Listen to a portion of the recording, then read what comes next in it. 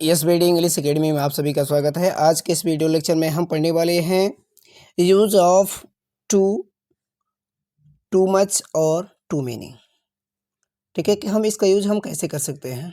ठीक है, तो देखेंगे यहाँ पे सबसे पहले दिया है टू का प्रयोग हम कहाँ करेंगे। Two plus adjective is use two means more than necessary. अब इसका मतलब क्या चीज़ है कि टू प्लस एडजेक्टिव का प्रयोग आवश्यकता से अधिक अर्थ के लिए किया जाता है। यानी कि आवश्यकता से अधिक किसी अर्थ के लिए हम किसका प्रयोग करते हैं, टू का प्रयोग करते हैं। और ये ध्यान रहना चाहिए कि टू का प्रयोग हम एडजेक्टिव से पहले ही करते हैं, एडजेक्टिव होनी चाहिए। जैसे एग्जांपल में हम देख सकते हैं, यहाँ पे लिखा गया है कि she is too loud. She means बॉयज मीन्स है, टू मीन्स बहुत, लाउड मीन्स तेज। ठीक है, तो वह बहुत तेज है। ठीक है, इस तरह से आगे देखेंगे। यहाँ पे दिया है टू प्लस मच या मेनी, यानी कि टू के साथ टू मच या मेनी का जब भी हम प्रयोग करते हैं तो कह रहे कि noun is use to mean more than allowed, यानी कि संज्ञा का प्रयोग अनुमति से अधिक के अर्थ में किया जाता है। अब एक चीज़ यहाँ पे आपको समझना है, इसमें तो एडजेक्टिव आ रहा था, इसमें क्या होगा, नाउन आएगा। यानी कि जब भी हम टू मच या टू मेनी का प्रयोग करेंगे तो नाउन होना चाहिए उस सेंटेंस में। ठीक है, अब एक कंडीशन ये भी है कि टू मच का प्रयोग कहाँ करेंगे और टू मेनी का प्रयोग कहाँ करेंगे। तो टू मच का प्रयोग वहाँ करेंगे जहाँ पे हमारा अनकाउंटेबल नाउन होगा, मतलब जिसको हम गिन नहीं सकते हैं। और टू मेनी का प्रयोग हम वहाँ करेंगे जहाँ पे हमारा काउंटेबल नाउन हो गया, यानी कि जिस नाउन को हम गिन सकते हैं। ठीक है, एग्जाम्पल में यहाँ देख सकते हैं, यह है कि there is too much traffic during rush hours in my city. ठीक है, यानी कि मेरे शहर में जो व्यस्ततम घंटे हैं, घंटों के दौरान ट्रैफिक बहुत ज़्यादा है। ठीक है, और दूसरे वाले में दिया है कि I am very busy today, I have too many things to do. अब देखेंगे आप यहाँ पे टू मच का प्रयोग किया गया है और यहाँ पे टू मेनी का प्रयोग किया गया है। टू मच का प्रयोग इसलिए किया गया है क्योंकि यहाँ पे हमारा अनकाउंटेबल नाउन दिया था। अब अनकाउंटेबल जब नाउन रहेगा तो हम टू मच का प्रयोग करेंगे, और जब काउंटेबल नाउन यानी किस चीज़ को हम गिन सकते हैं तो वहाँ पे हम टू मेनी का प्रयोग करेंगे। आइए इसे हम और अच्छी तरीके से जानने का प्रयास करते हैं कुछ एग्जाम्पल के माध्यम से। ठीक है, आगे देखेंगे।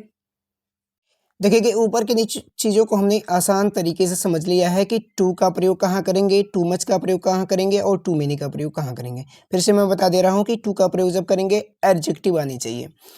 टू मच और टू मेनी के लिए कंडीशन है कि नाउन आनी चाहिए, और नाउन में अगर हमारा नाउन अनकाउंटेबल रहता है तो उसके साथ टू मच का प्रयोग करेंगे, अगर अनकाउंटेबल रहता है तो टू मेनी का प्रयोग करेंगे।